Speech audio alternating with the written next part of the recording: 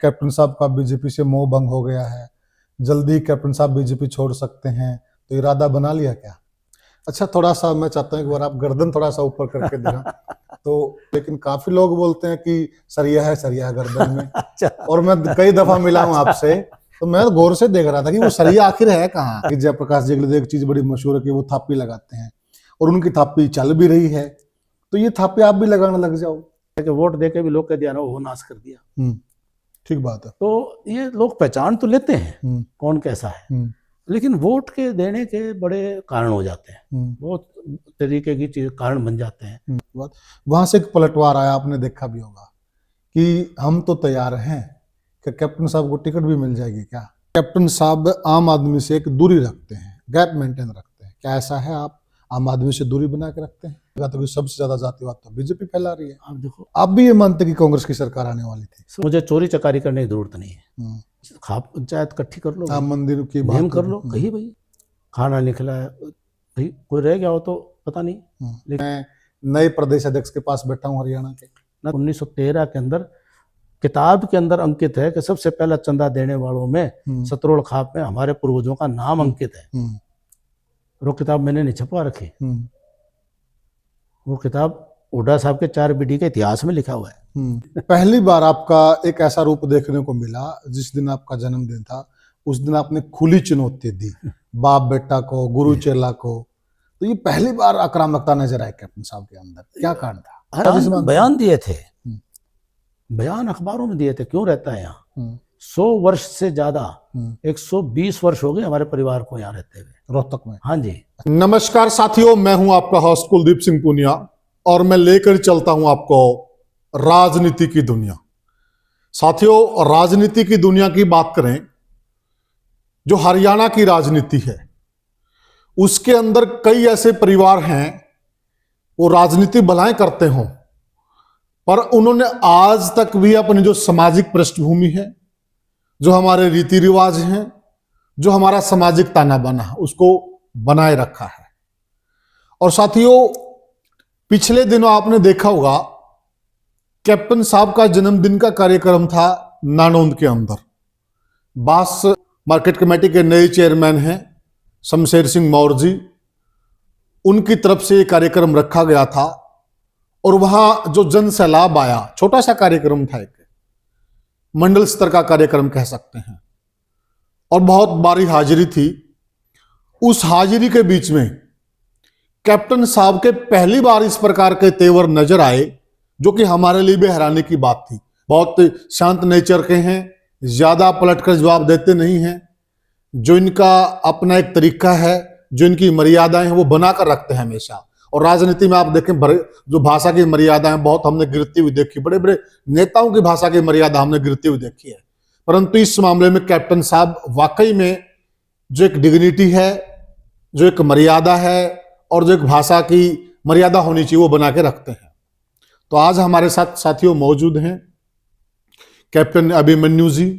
वैसे सेहत अलाउ नहीं कर रही थी, लेकिन मैंने बार बार रिक्वेस्ट की, और मैं इस बात के लिए शुक्रगुजार हूं कि इन्होंने मेरा आग्रह स्वीकार किया। बार बार आग्रह करने के बाद इन्होंने हमारे साथ पॉडकास्ट ज्वाइन करने के लिए हामी भर दी। तो कैप्टन साहब राम राम।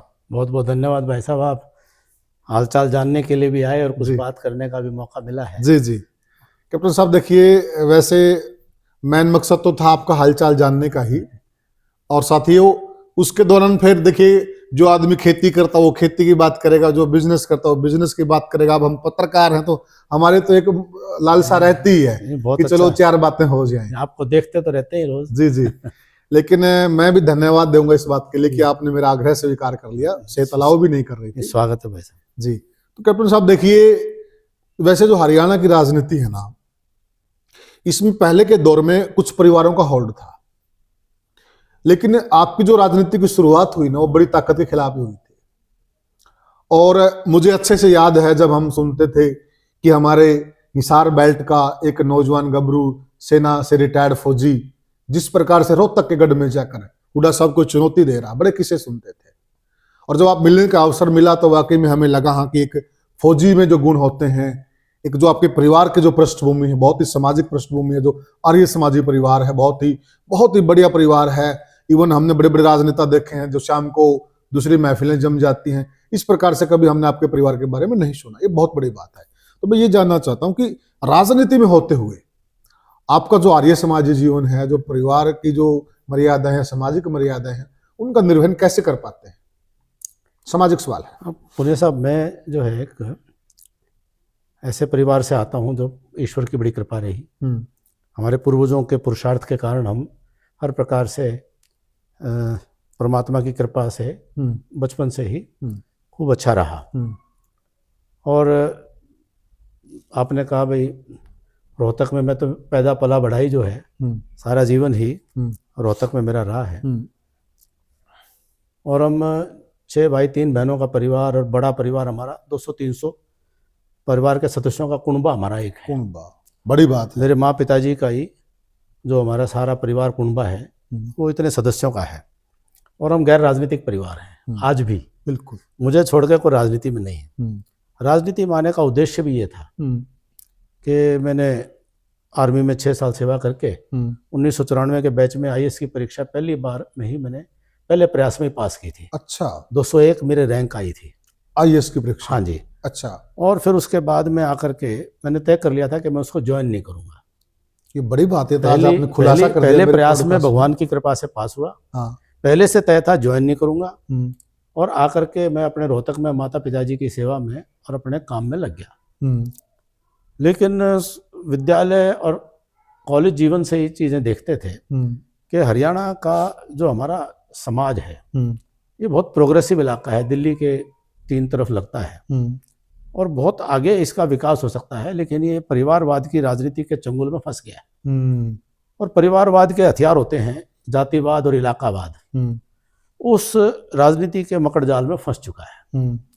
तो हमने संकल्प लिया कि भाई हम हरियाणा प्रदेश के आने वाली पीढ़ियों को इस परिवारवाद, जातिवाद, क्षेत्रवाद और इस भाई भतीजावाद और भ्रष्टाचार से मुक्त करने का संकल्प लेकर के, बाकी 5 भाई बिजनेस में अपना काम कर रहे हैं। और मैंने परिवार के साथ बातचीत करके कि भाई मैं राजनीतिक क्षेत्र में काम करूं और वो भी एक विचारधारा आधारित संगठन में काम करूं। भारतीय जनता पार्टी की 1997 में सक्रिय हुआ था। 1997 में स्वर्ण जयंती रथ यात्रा अडवाणी जी के नेतृत्व में हरियाणा से गुजरी। अंबाला से लेकर के बहादुरगढ़ तक, दिल्ली टिकरी बॉर्डर तक मैं एक पूरे वाहनों के काफिला के साथ में अडवाणी जी के साथ रहा। और उसके बाद 1998 के लोकसभा चुनाव में सौमिंद्र वेश भाजपा के उम्मीदवार थे। मैं उनका बाकायदा इलेक्शन एजेंट था, चुनावी एजेंट था उनका 1998 में। 1999 में दिल्ली में, आउटर दिल्ली दुनिया की सबसे बड़ी पार्लियामेंट कॉन्स्टिट्यूंसी थी। उस वक्त 1999 वाले चुनाव में 33 लाख से ज्यादा वोटर थे एक कॉन्स्टिट्यूंसी में। अच्छा, पुराने परिसीमन में। हाँ जी, उसका भी मैं इलेक्शन एजेंट रहा जी। तो भाजपा की तरफ से मैं इलेक्शन एजेंट रहा। तो 2004 में पार्टी ने मुझे चुनाव लड़वाया। उससे पहले 2003 में छत्तीसगढ़ चुनाव प्रबंधन में मेरी ड्यूटी भी लगी। तो 97 से लेकर के अब 28 साल का 29वां साल चल पड़ा। ये मेरा पार्टी के प्रति एक समर्पित जीवन रहा। और हमने तब संकल्प लिया था कि हरियाणा प्रदेश में भारतीय जनता पार्टी को इस स्तर पर खड़ा करेंगे कि अपने दम पर, हम उस जमाने में कहा करते थे कि 24 कैरेट की सरकार अपनी बनाएंगे। और हमारा सौभाग्य रहा कि पार्टी के अंदर काम करते करते मुझे भी पूरे देश भर में पार्टी का काम करने का मौका मिला। और विदेशों में भी कई कॉन्फ्रेंस में जा करके और पार्टी के पक्ष को रख करके और भारत के पक्ष को रखने का सौभाग्य मुझे मिला। UNO की बॉडीज में, इंटरनेशनल लेबर ऑर्गेनाइजेशन तक में, हार्वर्ड इंडिया कॉन्फ्रेंस तक में जाने का मौका मिला। एक मकसद था कि भाई हरियाणा प्रदेश की राजनीति को विचारधारा आधारित करेंगे, संगठन आधारित करेंगे, कार्यकर्ता आधारित संगठन करेंगे, परिवारवाद से मुक्त कराएंगे, नई पीढ़ियों जो है उसमें से नया राजनीतिक नेतृत्व, पढ़ा लिखा, सभ्य और सुसंस्कारित और पुरुषार्थी और अच्छी सकारात्मक सोच वाला राजनीतिक नेतृत्व हरियाणा से तैयार हो तो वो हरियाणा को बहुत आगे ले जा सकता है। तो उस संकल्प को लेकर के हमने काम किया और मुझे बहुत संतुष्टि अपने जीवन में कि 2014 में हमारा 24 कैरेट की सरकार का संकल्प पूरा हुआ। 14 से लेकर निरंतर तीसरी बार भाजपा की सरकार प्रदेश में, देश में, और बहुत अच्छा काम प्रदेश और देश में सरकारें कर रही हैं। इसी बीच में मेरा बहुत संतुष्टि है। इसी बीच में मेरा एक सवाल है कैप्टन साहब, देखिए 3 टर्म से आपकी सरकार है और जिस दौर की आप बात कर रहे हैं उस दौर में मैं भी जो राजनीतिक पंडित थे, हमारे भी कई बार वार्तालाप होते थे, कोई ये मानने को तैयार नहीं था जो हरियाणा 3 लालों के नाम से जाना जाता था, जिन 3 लाल परिवारों का यहाँ की राजनीति पर कब्जा था, कि आप कभी बहुमत की सरकार भी बना पाओगे। मैं भी लगभग सभी राजनीतिक पंडित ये कहते थे कि नहीं, देखिए बीजेपी कहीं और अच्छा कर सकते लेकिन हरियाणा में नहीं। तो ये आप लोगों के अंदर किस प्रकार से निश्चय उत्पन्न हुआ कि नहीं बिल्कुल हम करेंगे, ये होगा? संकल्प मजबूत था और पवित्र था। जानते थे कि हम जो काम कर रहे हैं वो हरियाणा और देश के हित में होगा।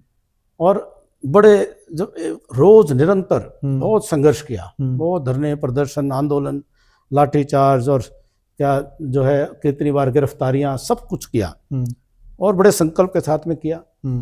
पार्टी का काम किया, पार्टी को गांव-गांव ले जाने के लिए रात दिन मेहनत की, एक दिन भी कोई आराम करने का काम नहीं किया। और ऐसी भी स्थिति होती थी कि 2005, 6, 7 में गांव में जाते थे तो 1-1 घंटा इंतजार करते थे कोई सुनने वाले आ जाएं। भरी जेठ की दोपहरी में 2-2 बजे। यस।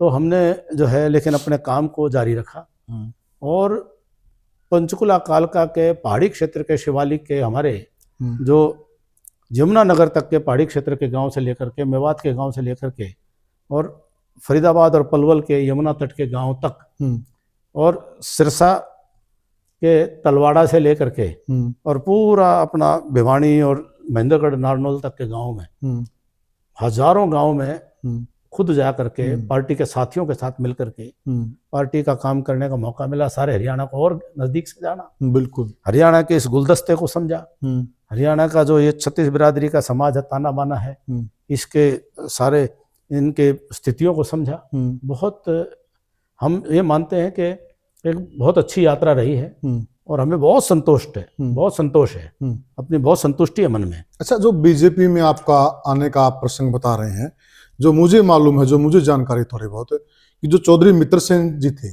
उनके संबंध लगभग जितने भी बड़े राजनीतिक परिवार उनके साथ बड़े अच्छे संबंध थे। चौधरी साहब का जो ओरा था, उनकी पर्सनैलिटी इस प्रकार की, तो उनको हर कोई चाहता था।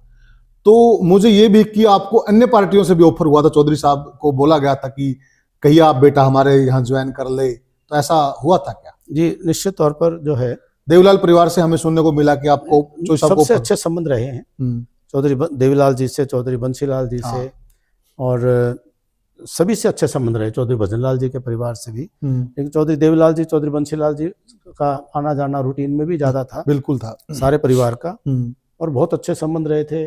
और जब मैं शुरू में आया था तो स्वाभाविक है कि आदमी नौजवान हरियाणा प्रदेश में कोई फौज की नौकरी करके फिर IAS की परीक्षा पास करके काम धंधा व्यापार करते हुए थोड़ा मीडिया का भी अनुभव बीच में मिला अच्छा, तो सुझाव रहते थे और उन्होंने भी कहा कि भाई आप जैसे साथियों को आना चाहिए। तो मैं ससम्मान कि हमारा विचारधारा के, मुझे किसी से व्यक्तिगत विरोध नहीं होता, कोई भी व्यक्ति मेरा विरोधी नहीं है, किसी को अपना विरोधी नहीं मानता। आपकी विचारधारा कुछ हो सकती है, मेरी विचारधारा कुछ हो सकती है, विचारधाराओं के आधार पर हमने अपना समाज में काम करना है, ठीक बात है। और कोई विचारधारा ये कहे भाई वो खराब है और वो अच्छी है, वो विषय नहीं है। मेरी विचारधारा है देश और समाज को इस दिशा में मैं सोचता हूँ, आपकी विचारधारा आप अपनी दृष्टि से सोचते हैं, ठीक बात है, अपना अपना काम करते हैं, समाज जिसको मौका देगा, बिल्कुल सही। तो हमने किसी से कोई परहेज नहीं, कोई नाराजगी नहीं, हमने अपना काम किया, अपनी विचारधारा को इसको देश और प्रदेश के हित में मान के कि ये भारतीयता के आधार पर भारत आगे बढ़े। देश के स्वतंत्रता सेनानियों का संकल्प था कि अंग्रेज के रास्ते पर ना चल करके मूल भारत की सनातन संस्कृति के आधार पर, उस सनातन ज्ञान विज्ञान के आधार पर भारत आगे बढ़ेगा तो विश्व गुरु बनेगा। तो वो हमें वो प्रेरणा थी हमारी, हम उसी प्रेरणा को लेके लगे रहे। अच्छा, थोड़ा सा मैं चाहता हूँ एक बार आप गर्दन थोड़ा सा ऊपर करके देना। तो मुझे तो दिखाई नहीं दे रहा कैप्टन साहब, लेकिन काफी लोग बोलते हैं कि सरिया है, सरिया गर्दन में। अच्छा। और मैं कई दफा मिला हूं आपसे, तो मैं गौर से देख रहा था कि वो सरिया आखिर है कहाँ। एक दफा बहुत बार मिल चुका हूँ कैप्टन साहब से, लेकिन मुझे सरिया नहीं दिखाई दिया। और बहुत लोग बोलते हैं कि कैप्टन साहब की गर्दन में सरिया है, सरिया है। बहुत साल पहले चौधरी बंसीलाल जी जब हरियाणा विकास पार्टी का प्रचार कर रहे थे तो कुदरती मैं भी एक कार्यक्रम में साथ में था और मुझे ध्यान है तो मुंडलाना गांव का कार्यक्रम था, ये जो अपना रोहतक पानीपत रोड के ऊपर पड़ता था। तो वहाँ तो बंसीलाल जी जो हैं वो गर्दन दिखा रहे थे यूं करके, भाई लोग मेरी नाड़ में सरिया बताओ, देखो भाई सारी नाड़ मुड़े है। तो ये राजनीति में अब जो है चौधरी बंसीलाल पे क्या आरोप लगाता हूँ। बिल्कुल ठीक बात है। ठीक है, बिल्कुल। तो इसी तरह की चीजें हैं। अब विपक्षियों को, हमारे यहाँ का एक वातावरण है, हमारे यहाँ का एक स्वभाव बन गया कि मुद्दों पर बातचीत नहीं, हाँ, और सिद्धांतों पर, विचारधारा पर बातचीत नहीं, व्यक्तिगत आक्षेप का। एक हमारे यहाँ हमेशा से हरियाणा की राजनीति में एक ऐसा जो है, माफी चाहूंगा शब्द प्रयोग कर रहा हूँ, जो है किसी को जो है भाई एक बांदर टोल सा रहा है।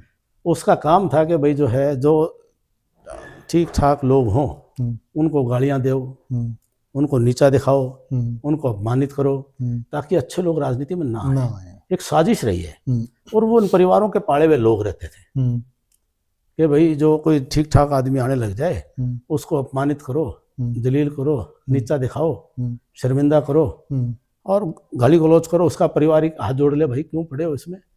तो एक साजिश हरियाणा के साथ चली है, बहुत लंबे समय से ये चल रहा है। तो वो अपना काम करते हैं, तो ये कई बार संकल्प बड़ा मजबूत करना पड़ता है। जब सही रास्ते पे चलते हो तो आपको सच्चाई का रास्ता जो है कठिन तो होता है, लेकिन जीत सच्चाई की होती है। जी जी जी। जयप्रकाश जी के लिए एक चीज बड़ी मशहूर है कि वो थापी लगाते हैं, और उनकी थापी चल भी रही है, तो ये थापी आप भी लगाने लग जाओ। देखिए, सबके अपने तरीके हैं, और वो अपने इन तरीकों से अपने आप को कामयाब भी मानते हैं। वो सोचते हैं भाई चुनाव जीत गया तो मैं कामयाब भी हो गया, पर समाज में धारणा क्या है और समाज में योगदान क्या है, जीतने के बाद समाज में काम क्या किए हैं, क्या कोई विकास कराए हैं, कोई योजनाएं बनवाई हैं, कोई नीतियां बनवाई हैं।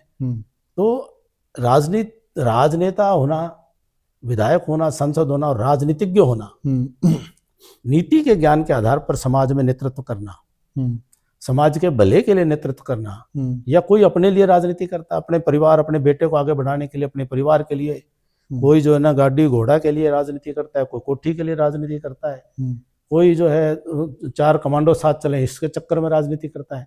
लेकिन इसमें जनता कहाँ है, इसमें 36 बिरादरी का समाज कहाँ है, इसके अंदर प्रदेश कहाँ है, इसके अंदर देश कहाँ है, इसके अंदर विकास कहाँ है, इसके अंदर सामाजिकता कहाँ है।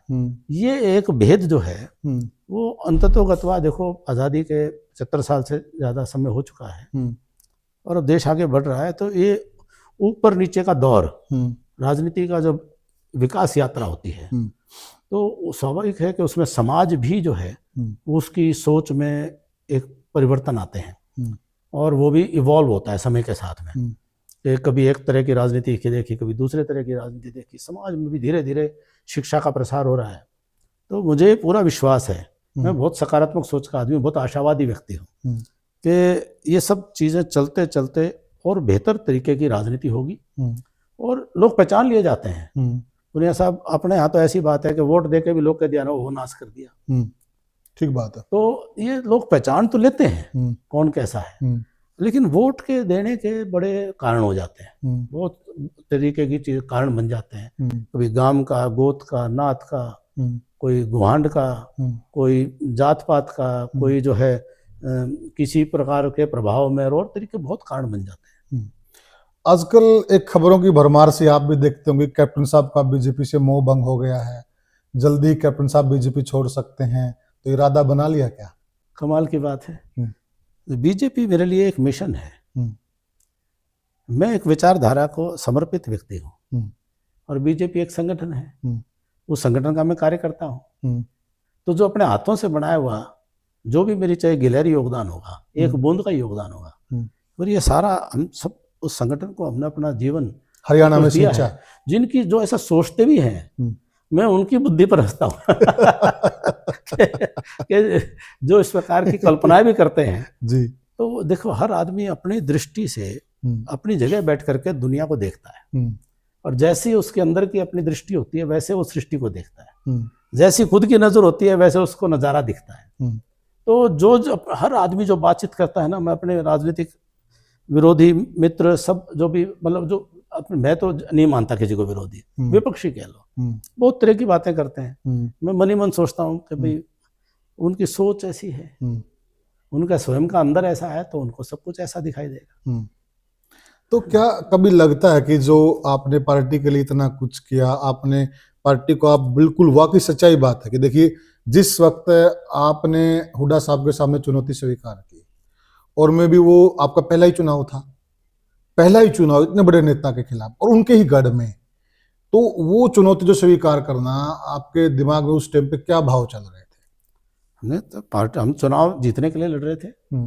पहले चुनाव में जहां पर रोहतक जैसी लोकसभा सीट पर अकेले लड़ते हुए बीजेपी ने सिर्फ 20,000 वोट कभी प्राप्त किए थे, अकेले जब लड़े। 2004 में जब हम लड़े उन्हें 2 लाख वोट मिले, बीजेपी का जनाधार बना। इंडियन नेशनल लोकदल का सिटिंग एमपी थे, इंडियन नेशनल लोकदल की सरकार होते हुए उनकी जमानत जब्त हुई रोहतक में। उसके बाद से आज तक जमानती जब्त हुई है, 20 साल हो गए। हमने भारतीय जनता पार्टी को, और जो ताऊ देवीलाल का गढ़ था, ये गढ़ था उनका, और विकल्प बनाया। भारतीय जनता पार्टी को एक विकल्प के तौर पर स्थापित किया। रोहतक जैसे गढ़ में कांग्रेस के विकल्प के तौर पर स्थापित हुआ तो पूरे हरियाणा में मैसेज गया कि अब हरियाणा की जनता वह कांग्रेस के विकल्प के तौर पर भाजपा को देख रही है। वहां से एक फिर उपचुनाव आया, और जो है दीपेंद्र हुड्डा जी अमेरिका से आकर के उनको चुनाव लड़वाया गया। उपचुनाव फिर हमने लड़ा, फिर वही मत प्रतिशत पाया, और इंडियन नेशनल लोकदल की मेरे ख्याल 30-35 हजार वोट रह गई थी लोकसभा के चुनाव में। हमने बड़ी मजबूती से काम किया, अपने विचारधारा पे काम किया। हमने कहा कोई व्यक्तिगत विरोध हमारा कोई किसी, ना हुड्डा साहब से, ना किसी से, दीपेंद्र से, किसी से भी नहीं। हम अपने विचार को लेकर लोगों के बीच में गए और हमने अपना काम किया। तो हमें संकल्प था कि पार्टी का ऐसे संघर्ष करके ही पार्टी को मजबूत करना है। और वो बड़े आत्मविश्वास के साथ हमारी जो साथियों की पीढ़ी थी, बड़ी मेहनत की उन्होंने, और बहुत साथियों का, मतलब हजारों साथियों ने बहुत मेहनत करके हमें साथ दिया। मेरे परिवार में कोई राजनीति में था ही नहीं, ना आज है। हाँ बिल्कुल ठीक बात है, कोई गॉडफादर तो आपका था ही नहीं। जी, मैं जनता के साथ में, संगठन के लोगों ने मुझे बहुत कुछ, मुझे मार्गदर्शन किया, मुझे तराशा, मेरी गलतियों को सुधारा, मुझे जो है हमेशा बहुत मौके दिए। संगठन के लोगों ने, पार्टी ने मेरे को बहुत मान सम्मान दिया। मुझे जो है पार्टी से कोई अपेक्षा नहीं, मैंने तो जो है, और जो सारा जीवन है काम करेंगे पार्टी। जब मोदी जी पहली बार देश के प्रधानमंत्री बने, जो दिल्ली का दरवाजा खुला था वो हमारी हरियाणा की रैली से खुला था, और उसके आयोजक भी आप थे। तो इस बात को लेकर खुशी है आपको कि? ये मेरा सौभाग्य है जी। देखिए, मोदी जी का पूरे देश के अंदर एक पुकार बन चुकी थी। मोदी जी देश के अंदर एक आवाज निकल के आ चुकी थी कि कांग्रेस का 10 साल का जो कुशासन से मुक्ति दिलाकर गुजरात के मॉडल के आधार पर सुशासन का मॉडल दिल्ली में, केंद्र में कोई ला सकता है तो नरेंद्र मोदी जी ला सकते हैं। अब उनकी संयोगवश उनकी पहली रैली, जो पूर्व सैनिक और अर्ध सैनिक की रैली रेवाड़ी में आयोजित हुई, एक पूर्व सैनिक के नाते पार्टी ने मुझे मौका दिया उसका संयोजक बनकर कि हमें काम करने का मौका मिला। तो हम तो निमित्त बने हैं ईश्वर की कृपा से, तो हमें वहां मौका मिला और वो यश हमें मिला। और लेकिन मेहनत तो हजारों कार्यकर्ताओं की और मोदी जी का नेतृत्व का जो चमक थी वो देश के लोगों के दिलों में वो घर कर चुकी थी, और उसी के कारण से वो रैली इतनी सफल हुई थी। आप देखिए, संगठन में आपने अनेक पदों पर काम किया है, आप राष्ट्रीय प्रवक्ता भी रहे हैं पार्टी के, बड़े लेवल पर आपने काम किया है। अभी जो फिलहाल नया अध्यक्ष बना है बीजेपी का, नवीन जी, पहली बात तो कि ये बीजेपी कहाँ से ढूंढ के लाती? कितने सारे नाम चल रहे थे, आपको भी मालूम है कि मीडिया में रोज देखते थे, हमारे हरियाणा से भी 2-3 नाम चल रहे थे, लेकिन वो सारे नाम एक साइड में और एक नया नाम निकल के आया। ये जो आपका फाइन वर्क है, ये किसी को कानो कान खबर नहीं होती है। मोदी जी और अमित शाह जो हाईकमान है वो खेला कर जाता है। क्या आप क्या मानते हैं, इस प्रकार से जो नए आदमी को मौका दिया जाता है, ये पार्टी के लिहाज से और देश की राजनीति के लिहाज से कितना उपयुक्त है? देखिए, भारतीय जनता पार्टी के राजनीतिक शैली, संस्कार, पद्धति को समझने वाले आने वाले समय में बहुत लोग, क्योंकि इतिहास को देखेंगे, वो इसको निश्चित तौर पर समझेंगे। तो ये संगठन जो है मूल रूप से देश की जनता के बीच से निकले हुए सामाजिक, राजनीतिक, राष्ट्र को समर्पित, संस्कारवान, विचारवान कार्यकर्ताओं को आगे बढ़ाने का काम करता है, बड़ी योजना से, बड़ी पद्धति से। और वो खुला है, उसमें कोई नहीं, खुली किताब है। 17 वर्ष पहले इसी प्रकार का पीढ़ी परिवर्तन 2009 के अंदर नितिन गडकरी जी जब आए थे, तब लोगों ने इसी प्रकार की टिप्पणियां की थी। यस, कि नितिन गडकरी जी भी उस वक्त महाराष्ट्र में पूर्व मंत्री के नाते उनकी पहचान थी, लेकिन वो केंद्रीय स्तर पर आए तो वो भी एक दौर था 17 वर्ष पहले। और 17 वर्ष एक नई पीढ़ी ने बहुत जबरदस्त नेतृत्व पार्टी को, देश को और मोदी जी के रूप में पूरी दुनिया को दिया है। तो आज अगले जो है पीढ़ी के नौजवान कार्यकर्ताओं को फिर इसी प्रकार से आने वाले भविष्य के हिंदुस्तान के लिए, भारतवर्ष के लिए, तो वो ये एक हमारा कार्य पद्धति का एक सहज चलने वाला एक प्रक्रिया का हिस्सा है। तो उस रूप में हम देखते हैं। और नितिन नवीन जी बहुत योग्य व्यक्ति हैं और बहुत अच्छा उन्होंने संगठन का काम किया है और विधायिका में भी उनकी 5 बार वो चुने हुए हैं। बिल्कुल। और बहुत अच्छा उनका जो है कार्यशैली भी हमने देखी है। तो आपने काम किया है कभी उनके साथ? हम मुलाकात संगठन के नाते हमने बहुत, जब वो युवा मोर्चा में थे तब से हमारा परिचय रहा। अच्छा। तो वो अच्छा काम किया उन्होंने संगठन के नाते और बहुत ही कुशल संगठन कर्ता साबित होंगे। क्या ये जितने पुराने लोगों के नाम चल रहे थे, बड़े बड़े चेहरों के नाम चल रहे थे, क्या हाईकमान के सपनों को एकदम चकनाचूर नहीं कर देता है? नहीं, सपना तो मुझे नहीं लगता कि हम इस प्रकार की राजनीति करने वाला संस्कार कोई भाजपा के मौलिक कार्यकर्ता में होता है। हम कोई सपना, कोई लक्ष्य लेकर काम नहीं करते। जो भूमिका होती है, आज जो भूमिका है उस भूमिका को लेकर काम करते हैं। आज अभिमन्यु की भूमिका एक कार्यकर्ता की है और कार्यकर्ता न कभी रिटायर होता जो है, तो उस कार्यकर्ता के नाते अपना काम करता हूँ। तो ना टायर होता ना रिटायर होता। ये खूबी है वैसे बीजेपी के कार्यकर्ताओं की। तो क्या पहली जो मीटिंग बुलाई है राष्ट्रीय अध्यक्ष ने, पहली मीटिंग ही हरियाणा की बुलाई है और यहाँ कयासबाजी चल रही है, वे प्रदेश अध्यक्ष नया बन सकता है बीजेपी। क्या मैं ये सोच सकता हूँ या जनता ये सोच सकती मैं नए प्रदेश अध्यक्ष के पास बैठा हूँ हरियाणा के? ना तो कोई सपने पालते, न कोई संकल्प रखते, न इस बात का किसी से प्रयास करते, न कभी कहते, अपना काम करते हैं। और जो वर्तमान में अध्यक्ष हैं वो बहुत अच्छा काम कर रहे हैं। जो पार्टी जो तय करेगी, जो भी कोई बनेगा, अगर परिवर्तन करेंगे तो वो भी अच्छा काम करेगा, हम सब मिलकर उनके साथ काम करेंगे। तो हमारा तो एक ही कर्तव्य है कि जो पार्टी काम करने की अपेक्षा हमसे करती है, हम जिसको भी बनाएंगे, हम जो आज हैं और जिसको भी बनाएंगे हम उनके साथ हैं। अगर पार्टी जिम्मेवारी देती तो क्या कैप्टन साहब इस ड्यूटी को संभालेंगे? देखिए, इन हाइपोथेटिकल क्वेश्चंस को 25 साल हो गए फेस करते हुए। मुझे इन चीज़ों का जवाब देने की जरूरत नहीं समझता हूँ। मोदी जी ने बहुत सुंदर संबोधन में बहुत सुंदर बात कही। दुनिया का सर्वाधिक लोकप्रिय जननेता, पूरे विश्व में मोदी जी के नेतृत्व की गंभीरता की चर्चाएं होती हैं। ये छोटी बात नहीं है साहब। वो आदमी हमारे नए राष्ट्रीय अध्यक्ष 45 वर्ष के नितिन नवीन जी को ये विश्वास दिलाते हैं कि मैं आपका कार्य करता हूँ और आप मेरे बॉस हैं, आप मेरे बॉस हैं और आप मेरी सीआर लिखेंगे। ये संस्कार बड़ी बात है। ये मोदी जी का जो ये उद्गार है, ये करोड़ों कार्यकर्ताओं को पीढ़ियों तक प्रेरणा देने वाले हैं। जी बिल्कुल। हम उसी संस्कार के व्यक्ति हैं साहब। क्योंकि जो मुख्य विपक्षी दल है कांग्रेस पार्टी, जिससे आपका सामना रहता है, आमना सामना में भी, वहाँ एक अलग परिपाटी है और आपके यहाँ एक अलग परिपाटी है। जो मोदी जी ने इतनी बड़ी बात कही है और वहाँ की जो हम परिपाटी देखते हैं, वहाँ का एक राजकुमार उस पार्टी का वो चुने हुए प्रधानमंत्री का ऑर्डिनेंस फाड़ देता है और एक आप पार्टी के आपके संस्कार। क्या यही जो अंतर है दोनों पार्टियों के बीच में, यही एक बड़ा कारण है लंबे समय से, जहाँ बीजेपी एक बार काबिज हो जाती है, अब लोग हरियाणा में भी ये कहने लगे कि हरियाणा तो गुजरात हो गया है, अब यहाँ से बीजेपी हिलने वाली नहीं है। क्या आप इसी चीज को मान रहे हैं बड़ा अंतर? मैं इतना बिल्कुल एक अंतर है। एक तो विचारधारा का अंतर अपने आप में है। एक विचारधारा बस बिल्कुल स्पष्ट, सीधी, स्वदेशी, सनातन संस्कृति के आधार पर स्वराष्ट्र को मजबूत करना, ये तो स्पष्ट है। फिर है कार्यकर्ताओं का संगठन है, फिर कार्यकर्ताओं संगठन की अपनी कार्य पद्धति है और समर्पण के साथ सब काम करते हैं। दूसरी तरफ एक प्राइवेट लिमिटेड कंपनी है, एक परिवार की प्राइवेट लिमिटेड कंपनी, नीचे भी प्राइवेट लिमिटेड कंपनियों का ही सारा शेयर होल्डर का उनका खेल, कुछ भी किसी भी दृष्टि से देख लो, उसके अंदर कोई राजनीतिक दल के गुणों की खुशबू ही नहीं आती है। कोई राजनीतिक जो संगठन के संस्कार की महक ही नहीं दिखती है।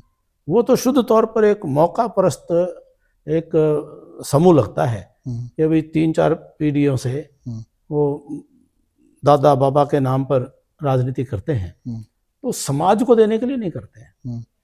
समाज के लिए उनकी कोई सोच नहीं है। आज किस नाम पर वोट मिलेगा, कभी वो जो है वो अल्पसंख्यकवाद के नाम पे मांगेंगे, कहीं जातिवाद के नाम पर मांगेंगे, कहीं कुछ करेंगे, कहीं कुछ करेंगे, अनेक प्रकार के वो प्रपंच रचते हैं। कभी याद है मुझे, मोदी जी का चुनाव हम गुजरात में थे कि मौत का सौदागर, कभी कैसे कैसी टिप्पणियां करते हैं, कभी जो है कोई मतलब संविधान बचाने का और वो करके खून से हाथ सने हुए हैं। तो ऐसे मतलब वो सब संविधान तो जनता ने बचा करके मोदी जी के हाथों में नेतृत्व जो दिया देश का, जनता जानती है कि यहाँ देश और देश का संविधान और देश के संविधान की आत्मा सब सुरक्षित है।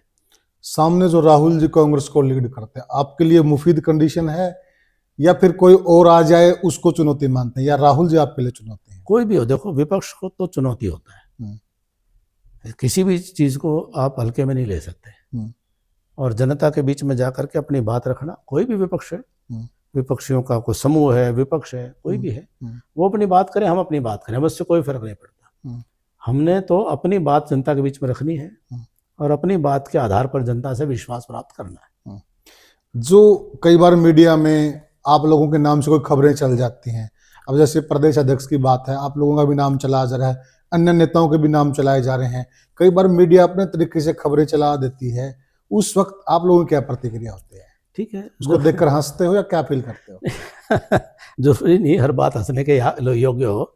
बहुत गंभीर जो लोग लिखते हैं या जो टिप्पणियां अपने डिजिटल मीडिया पे या इलेक्ट्रॉनिक मीडिया पे आती है, हम उसको बड़ा बासम्मान उनके एनालिसिस को, उनके दृष्टिकोण को, उनकी रीडिंग को, उनकी अंडरस्टैंडिंग को हम उसको बासम्मान सुनते हैं। और बहुत सारी बातें होती हैं जो फीडबैक के नाते से मिलती हैं। और कम से कम जो पब्लिक में क्या नैरेटिव है वो हर एक का अपना स्तर है साहब, तो वो भी जानने का अवसर मिलता है। तो कोई हर बात, मैंने कहा कि ये तो ठीक है, हमें मालूम है कि पार्टी का कार्य करने की पद्धति कैसी है, लेकिन कुल मिलाकर आपकी पूरी बात का बात सम्मान हम क्योंकि देखिए, आपने देखा होगा अभी भी बहुत सारे लोग किसी न किसी को राष्ट्रीय अध्यक्ष बनाकर सो रहे थे और जो पार्टी ने नाले पे दला दे दिया। हाँ जी। और अभी भी यही हो रहा है, जो प्रदेश अध्यक्ष बनना, लोग किसी न किसी को प्रदेश अध्यक्ष बनाकर सो रहे हैं। लेकिन बीजेपी का खेल किसी को पता नहीं है, क्योंकि ये हमेशा चौंकाते हैं जी। अब हरियाणा के संदर्भ में भी ये मान सकते हैं, में भी कोई ऐसा नया नाम ही आ जाए, क्योंकि हमेशा बीजेपी चौंकाती इस प्रकार के निर्णयों से। कोई भी योग्य व्यक्ति आएगा, सब मिलकर उसके साथ काम करेंगे जी, स्वाभाविक है। और जब देखिए, आप, मुझे पता है इस कंडीशन में है क्योंकि आप तकलीफ हो रही, तकलीफ है, मैं बिल्कुल मैं समझता हूँ, और फिर भी आप हमारे साथ जुड़े। जो लोग इस कंडीशन में होते हुए किस वजह से आप सक्रिय नहीं, फिर भी आपको लोगों ने तो बीजेपी से बाहर ही कर दिया था कि कैप्टन साहब तो लगभग बाहर हो चुके हैं, तो तब कैसा लगता है कि यार ये मैं कितना समर्पित कार्य करता हूँ बीजेपी का, लोग क्या लिख रहे हैं मेरे लिए, क्या बोल रहे हैं? नहीं, मुझे कोई इन चीज़ों से फर्क नहीं पड़ता, क्योंकि मैं मानता हूँ कि जो भी कोई बोलता है, जो मैं भी जो कह रहा हूँ, जो बोल रहा हूँ, या कोई लिखता है, वह उसका अपना नजरिया है, उसकी अपनी सोच है। विपक्ष के साथी भी जो बुरे से बुरा भी बोलते हैं, मैं कभी कभी हंस के भाई उनका संस्कार ऐसा है, सोच ऐसी है, तो ठीक है। तो मैं जो बोल रहा हूँ ना, वो मेरे को ही लगेगा, मेरे खाते में जाएगा, मेरा बोल मेरे खाते में जाएगा, मेरा लिखा मेरे खाते में जाएगा, तो वो वहीं पर उसको छोड़ देते हैं। धर्म कर्म को मानने वाले कोई फर्क नहीं, वो तो स्वाभाविक है। मतलब मेरे खाते में, मतलब जनता भी तो देख रही है ना साहब, जनता भी सुन रही है, वो मीडिया को भी एनालाइज करती है, कौन गंभीर है, कौन जो है अपना थोड़े से व्यूज के लिए, सनसनी करने के लिए, या कोई नेगेटिविटी का नैरेटिव, आजकल क्या है, जितना नेगेटिव होगा उतना नैरेटिव को वो रिस्पॉन्स मिलता है, तो थोड़े से व्यूज बढ़ जाते हैं। तो सब अपना काम चला रहे हैं, कोई दिक्कत नहीं है। पहली बार आपका एक ऐसा रूप देखने को मिला जिस दिन आपका जन्मदिन था, उस दिन आपने खुली चुनौती दी बाप बेटा को, गुरु चेला को, तो ये पहली बार आक्रामकता नजर आई कैप्टन साहब के अंदर, क्या कारण था? हाँ, आक्रामकता का विषय इतना ही था जो है कि मैंने जैसे कहा, हमारे यहाँ एक हरियाणा की राजनीति के अंदर 40 वर्षों से मैं देख रहा हूँ, एक ऐसे ये जो तथाकथित वरिष्ठ राजनीतिक लोग हैं, ये ऐसा एक टोली तैयार करते हैं कि भाई जो विपक्षियों को, खुद तो बने रहो भाई, हम तो नहीं कह रहे, लेकिन वो अनर्गल और गंदी बयानबाजी कराने की कोशिश करते हैं। तो वो उनको, तो हमने एक चीज़ मैं आपको ईमानदारी से कहूँ पुनिया साहब, भगवान ने बहुत कुछ दिया और मुझे कम से कम पैसा कमाने के लिए राजनीति में आने की मेरे को ज़रूरत नहीं थी। और हम राजनीति में बहुत सेवा करने के संकल्प के साथ आए हुए हैं। मुझे चोरी चकारी करने की ज़रूरत नहीं है।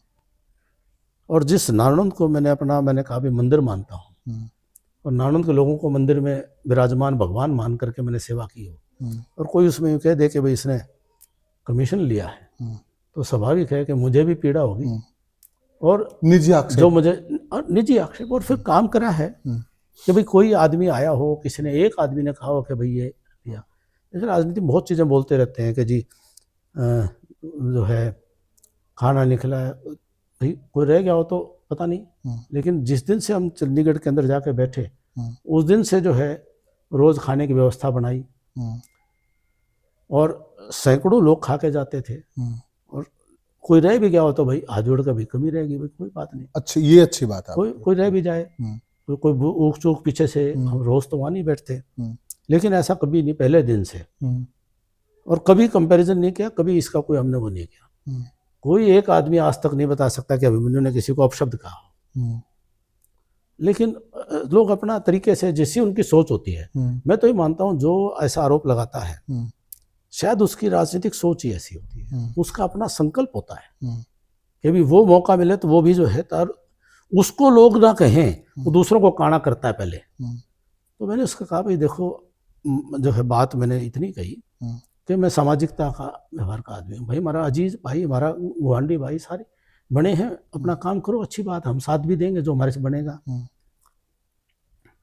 और अगर ऐसी बात मानते हो तो भाई नेम कर लो, पंचायत इकट्ठी कर लो, मंदिर की नेम कर लो, कही भाई।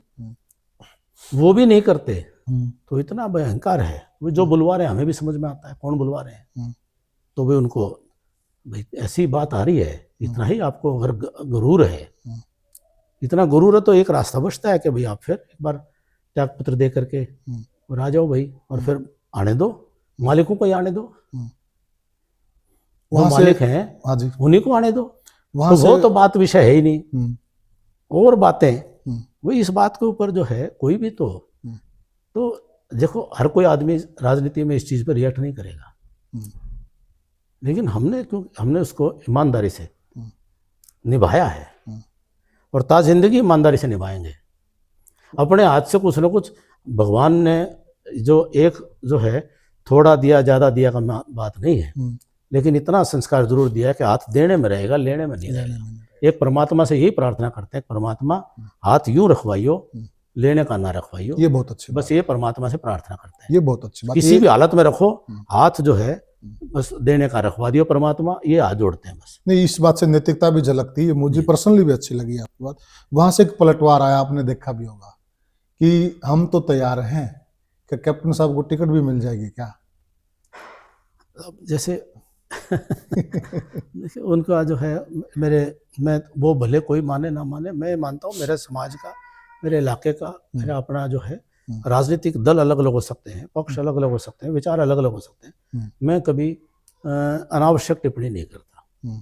तो मैं जो है उनको मैं शुभकामना देता हूँ, भगवान उनको भला करे उनका। और देखा जाए तो आपका पर्सनल अनुभव भी है, आप बड़े हुड्डा के खिलाफ भी लड़े, आप छोटे हुड्डा के खिलाफ भी लड़ चुके हैं, आप जस्सी के खिलाफ भी लड़ चुके हैं, आपका पर्सनल अनुभव भी है।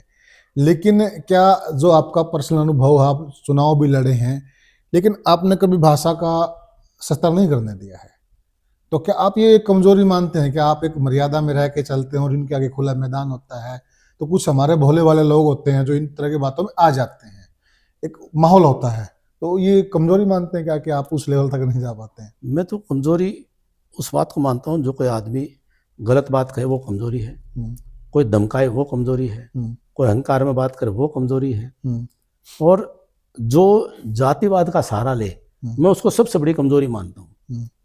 ये पुरानी कहावत है कि आदमी अपनी जाति का सहारा तब लेता है जब आदमी सारे रास्ते कमजोर हो जाता है। ये तो बीजेपी पे आरोप लगा रहे जातिवाद का, तो सबसे ज्यादा जातिवाद तो बीजेपी फैला रही है। अब देखो, अब इस बात को जो कहना है, हम्म, जातिवाद का अर्थ क्या है, मैंने क्या है। हम्म, आप ये कह रहे हो भाई, एक तरफ कोई जो आरोप क्या लगा रहे हैं, कोई कहता है भाई जो है बाकी सारे एक तरफ और एक, अरे ये क्या बात है, बाकी सारे एक तरफ क्यों होते हैं, क्यों करा जाता है, ऐसा नहीं और है। होना भी नहीं चाहिए। नहीं, बात ये सबको सबके साथ चलना है, सबको सबके साथ पूर्वजों ने निभाई है, पूर्वज इकट्ठे रहे हैं और सदा रहेंगे।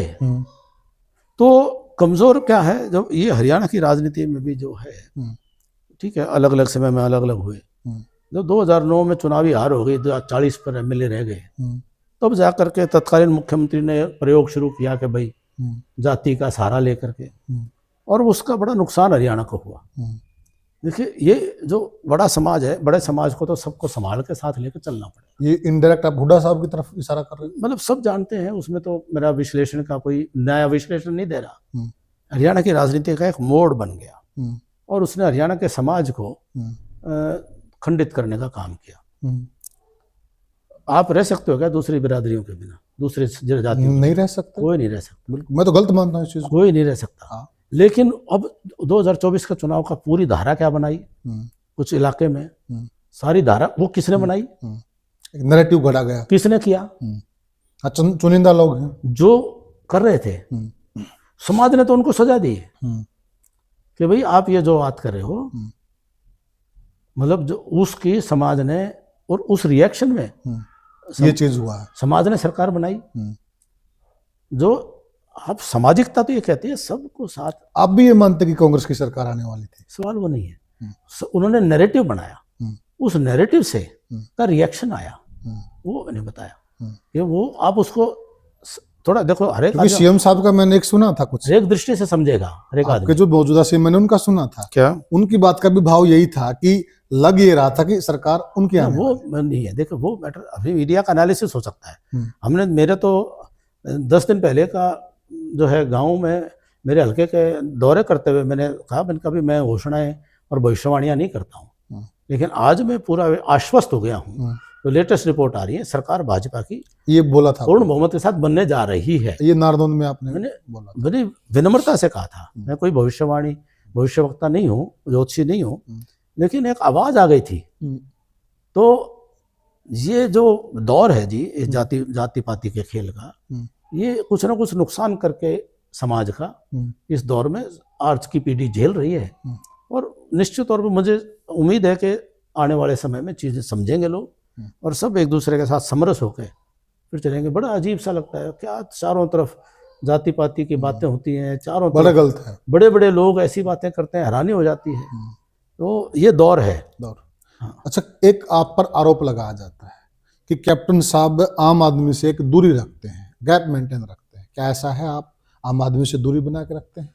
देखिए, विपक्षी भाई कुछ तो कहेंगे, कोई जो है भाई आते हैं, मिलते हैं, लगातार काम करते हैं। 27-28 साल की राजनीति हुई, इस पार्टी संगठन को हम यहाँ तक लेकर के आने में कामयाब हुए हैं। तो अब वो जो है, कोई मेरे पे यूं तो नहीं कह सकता, कोई दारू धब्बे का तो लगा नहीं सकता, कोई झूठ बोलने का वो तो लगा रहा था, मौजूदा विधायक तो लगा रहे थे। वो देखो, मैं तो, उन्होंने तो चौई साहब का नाम भी लिया कि चौई साहब बहुत बड़े आर्य समाजी थे, बड़े सिद्धांती आदमी थे, उनका बेटा शर्म आनी चाहिए, डूब मरना चाहिए, वो दारू बांट रहा है।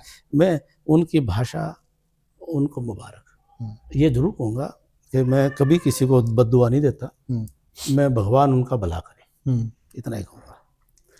जो इस तरह का एक लोग कोशिश करते हैं कि आपको एक इस प्रकार का नेता बना दिया जाए, आपकी एक छवि ऐसी बना दी जाए कि आप आम जनता से दूर हैं, ताकि उन लोगों को, पर्टिकुलर लोगों को फायदा मिलता रहे। क्या इसको आप एक गढ़ा हुआ नैरेटिव मानते हैं? देखिए, चलता है ये, हर एक के प्रति, किसी न किसी के प्रति कुछ ना कुछ चलेगा।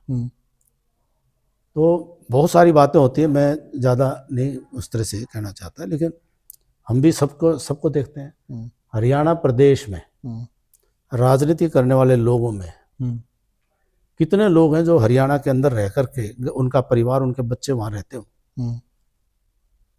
मैं सामान्य तौर पर रोहतक में रह करके अपना जीवन गुजर बसर करता हूँ। बाकी सब लोग दिल्ली और इधर उधर आकर के, मैंने रिहायश अपनी रोहतक में ही। अच्छा, बाकी सब लोग घूम फिर के, कोई दिल्ली रहता है, कोई कहीं रहता है, कोई कहीं रहता है। तो सारी जिंदगी वही रहा। और कितना ही कुछ भी किसी ने किसी भी प्रकार की कोई बात करी हो, मैंने किसी से कुछ भी कभी भी मैंने रिएक्ट नहीं किया। रोहतक में रहने के पीछे भी एक ये माना जाता है कि जिस टाइम आप रोहतक में रहे, एक हिसार बेल्ट का आदमी आकर रोहतक में रहा, जींद हिसार बेल्ट का आदमी, तो यहाँ पर भी कुछ लोगों को असुरक्षा लगी, कुछ इनसिक्योरिटी लगी, ये पॉलिटिकल, वही बताया ना, जो पॉलिटिकल लोगों की छोटी सोच होती है।